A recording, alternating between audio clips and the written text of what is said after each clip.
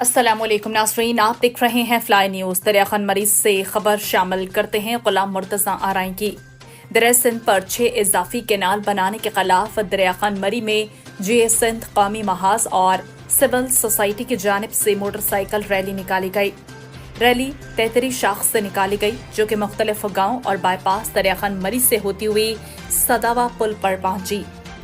Rally से मुक़र्रीन ने खिताब करते हुए कहा कि कैनाल्स मंसूबे के खिलाफ सिंध का बच्चा बच्चा सड़कों पर निकल आया है, मगर वफाकी हुकूमत अब तक इस नापाक मंसूबे को खत्म करने के ऐलान से दस्तबरदारी इख्तियार कर रही है, जिसकी हम सख्त अल्फाज में मज़म्मत करते हैं।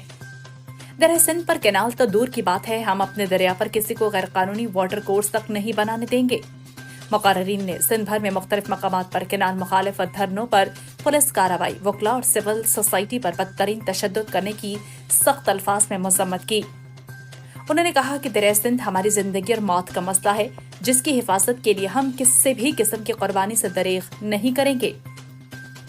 रैली में कैनाल समोरा नामंजूर, कैनाल जहामी सब हरामी और कैनाल ठाइंदे पादर खाइंदे के जोरदार नारे लगाए और कैनाल मंसूबे के खात्मे के हुकूमती नोटिफिकेशन तक एहतजाज जारी रखने का ऐलान किया।